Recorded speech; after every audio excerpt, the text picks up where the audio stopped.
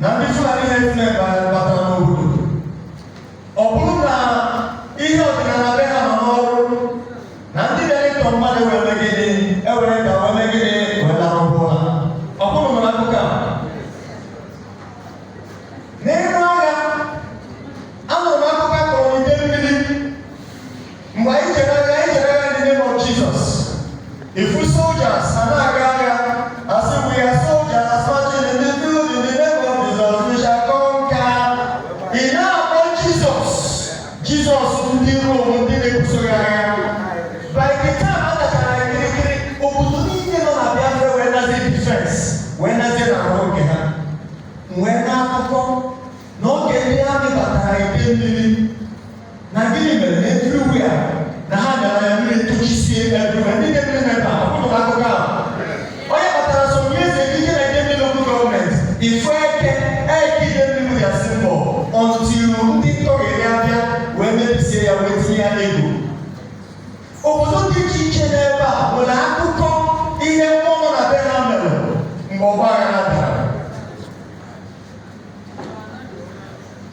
Anyị ma ihe mgbe ụlasị dara n'agha ahụ ewee mesịa igwe wee pụta mgbe ndị Igbo na-enupụte na-aga Lagos a na-ajụ kezi ndị nwụrụ n'agha because the communities activated what made them potent. The communities kpọlitere mmụọ na-eche obodo maka na egwuregwu gara ahụ ebe a ga-ahụ ya.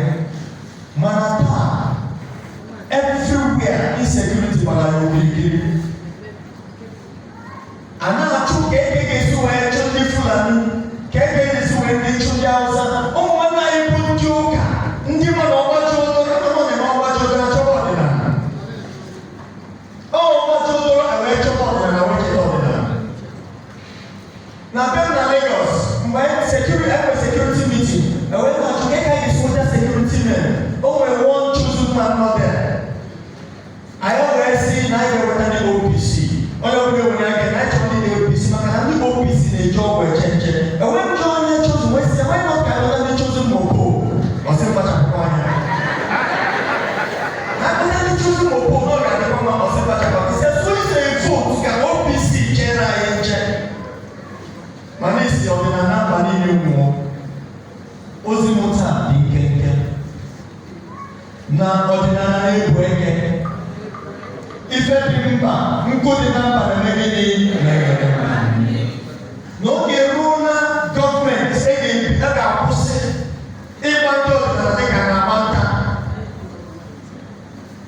maka the energies the power dị n'ọdịnala bika ga-eji wee zọba anyị. Every year the Chinese people have a Chinese New Year. For 3 months they shut down businesses.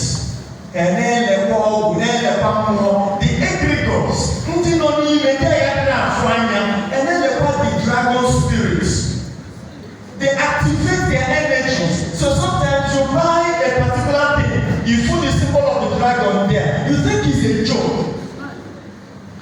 You have Versace, and then your Versace dressing. If you want to use the Medusa, you think they just put those symbols there as a joke.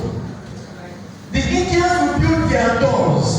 You find Hare Krishna imprinted on the door. You think it's a joke. The Americans sent a rocket to the moon recently. How about Artemis? Artemis, the ancient Greek messenger of God. Mgbe ha zipụrụ their rocket abụrụ Apollos. Apollos bụkwa an ancient god, deities. Obodo niile iche n'ọmachi na Israel was able to eliminate some leaders hidden under the ground. You think it's just about their rockets? It's about spirituality. N'ogo anyị ji ohere a akpọ ndị Igbo. Ụmụnna anyị bụ ndị ụka na-achụ anyị na-agba ya dịka na-agba nta. Na gbuo dike na mgbe ihe ike bịara na ọgbachukwu edoro n'ọkwa ọdịnala Igbo ga-asa ndị Igbo. Na ọgbachukwu edoro n'ọkwa aja ala Igbo ga-aza anyị. Dịka ndị na-echọ Again,